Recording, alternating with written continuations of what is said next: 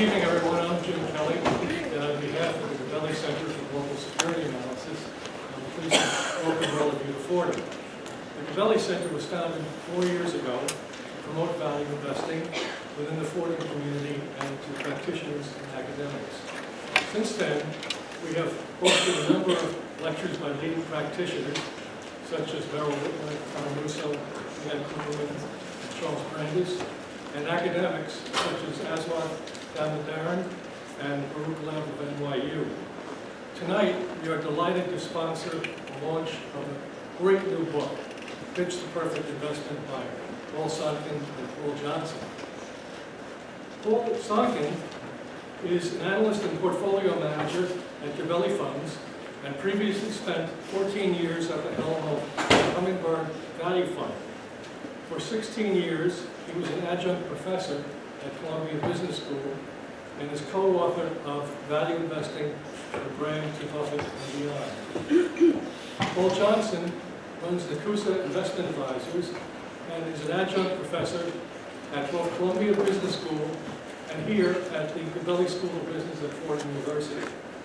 He's a contributing annotator to The Most Important Thing, illuminated by Howard Marks, co-author of The Guerrilla Game, and contributing author of Columbia Business School, A Century of Ideas. Please welcome Paul.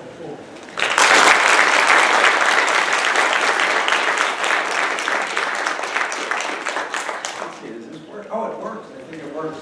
So before we got started, Paul and I flipped a coin who was going to do the talk tonight.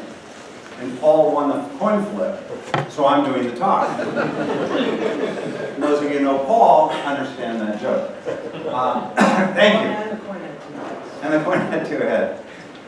So I'm going to do, we're going to make you listen to some slides. Listen to slides.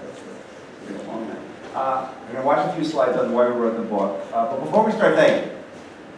Many people in here got us through the process of writing the book. We'll talk a little bit about how that happened. So I thank you very much for the support and certainly for coming tonight. Thank you. And you feel the same way, obviously, since we try to acknowledge important people in the book. All right, so this process of writing this book started 4 years ago next month. We were at the Graham and Dodd Breakfast, which is the annual breakfast that Columbia Business School hosts, where they bring a relatively famous practitioner in to talk about value investing, what's going on in the world. And it's kind of a who's who, you show up and you have to wear a tie and things like that. Brutal. And so afterwards, I was trying to talk to my very good friend Miles Thompson, who's in the front row. And Paul, like a flea, was just standing there. And finally, I looked at him and I said, Paul, what up? And I've known Paul a long time. We'll talk about it. And he said, oh, I'm going to write a book. And I said, you're a better man than I, because writing a book is really hard. But I congratulated you. What's the name of your book? And he said, The Perfect Pitch. And I said, oh, that's so funny. I always thought I'd write a book one day. I was going to call it The Perfect Investment. So I said, tell me a little bit about your story, about the pitch of your book. And he told me that. And I said, oh my God, it's so similar. I've been talking about it from a completely different point of view. And about 6 hours later, we were writing a book together called Pitch the Perfect Investment. And 4 years later, Wiley took it away from us and decided that it was time to publish it. We would still be writing it if they hadn't done that. Is that true? Absolutely. So Wiley got upset with us and they kept saying, every time we give it to you, you edit it. And I said, what are we supposed to do? And they said, no more. So they took it away and published. We finished in July of this year. The last year was the hardest because it took the most time. Well, and they say you never finish a book, you just stop writing. So if you want to talk to me, I'll show you all the flaws in the book. If you want to have that conversation, we can. So this journey really started 21 years ago, 22 years ago, when Paul took my class at Columbia Business School and we became friends. And Paul convinced me to teach, I was teaching in the fall, and he convinced me to teach in the spring a follow-on class. And I didn't have any new material, which I tried to explain to him. And he said, just teach the same stuff again. No one was paying that much attention. And I taught again in the spring, and that became a friendship. And he was then my TA for a couple of years. We team taught a class at Columbia Business School in 97. And then we stayed in touch all this time. We had very somewhat similar investing strategies, and we worked together. And we like each other more today than when we started the book, which is really weird if you know either of us.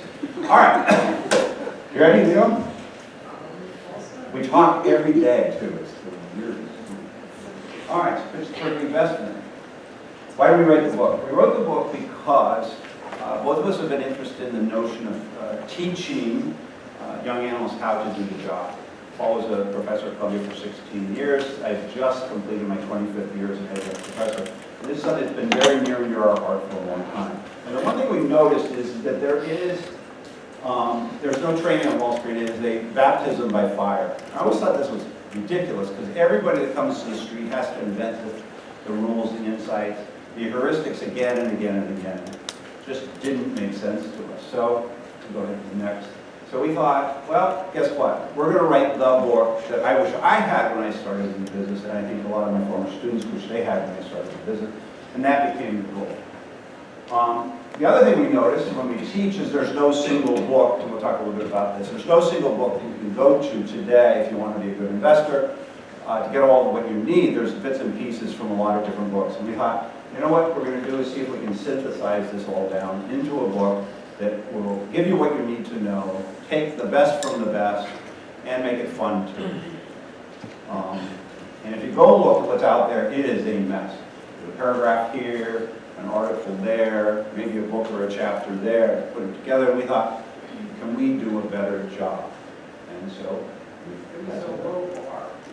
it's a low bar, nothing else out there. And those of you, how many people have seen physically the book? Live, if you haven't. How was that? First thing you notice about the book is it's heavy. Don't drop it. That's particularly around animals or small children. The second thing I think you'll notice is that it's colorful. It's not in black and white, it's in color. And the third thing you'll notice, there's 320 images. So when we started this process, I always thought I was a somewhat visual person, and then I met Paul.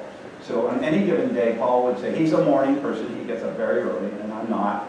And so I would arrive mid-morning, and there would be an email that Paul says, oh, I was thinking about something we talked about, and I put a little visual together to explain my thoughts. Maybe this would be helpful to you. And I would open it up, and I would say the same thing again and again. Paul, this will go in the book, and it's worth the price of the book. And I think there are images in there that I think at least a dozen that are worth the price of the book all by themselves. And Paul was the primary creator of those, at least originally. I edited some of it. So the book is very visual, it's color, and the final thing that we're really most proud about is that it's fun and easy to read, which is why the book took 4 years to write and not 2.5. Because we came up with this idea that we keep editing. All right, next. All right, so we wanted to address that deficiency, and that was the goal, and I think we have done that. At least we think so, we hope to do as well. Paul, early on, he called me up and he said, I'm reading this book by Derek Thompson called Hit Makers, and it's how something becomes a big hit in and of itself.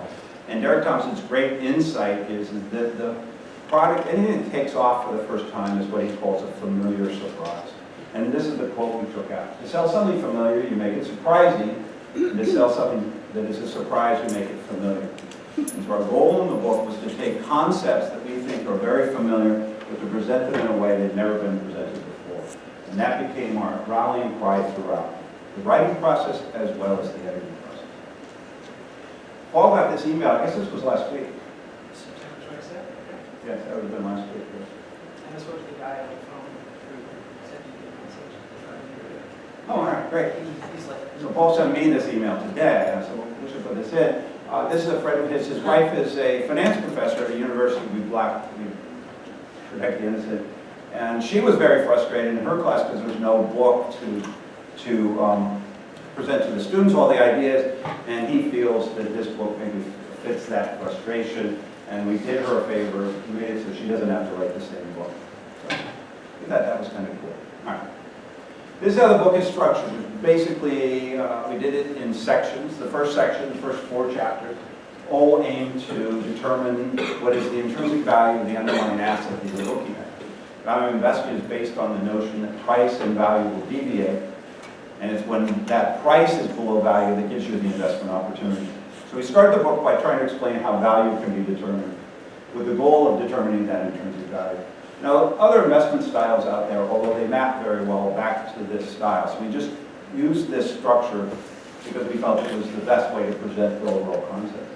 The second part is then you then have to understand how prices are set in the market. Because if you ever make the argument that price and value are going to deviate, you better understand not only how value is determined, but how price is set. We then said you have to add value through research to determine why there's a mispricing and in fact verify that there is a mispricing. And then you have to assess risk, and we separated risk in a way that we've never seen before in a book, and we're particularly proud of that section.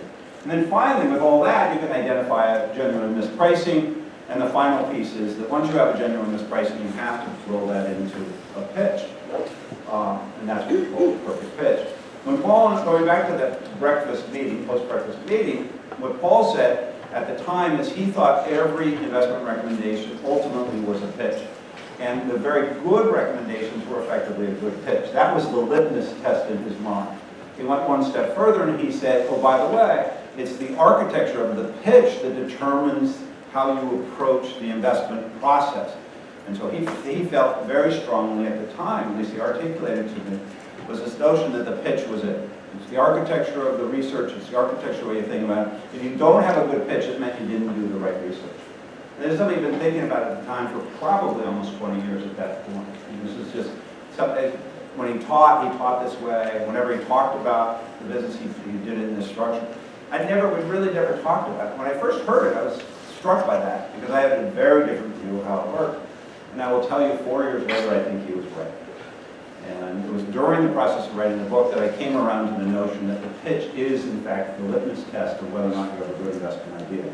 If you don't have a good pitch, you haven't done the work. So although the first two-thirds of the book are building up to essentially identifying this pricing, it's ultimately the pitch that proves out whether or not you've done the work. Well, that sounds really good, but it was really because I had ADD and I couldn't sit through these painful presentations. So I had to make a pitch. So it had to be a pitch.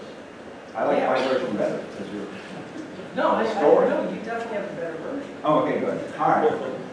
No, Paul does have ADD, and when you get on the phone with him, you talk about what he wants to talk about.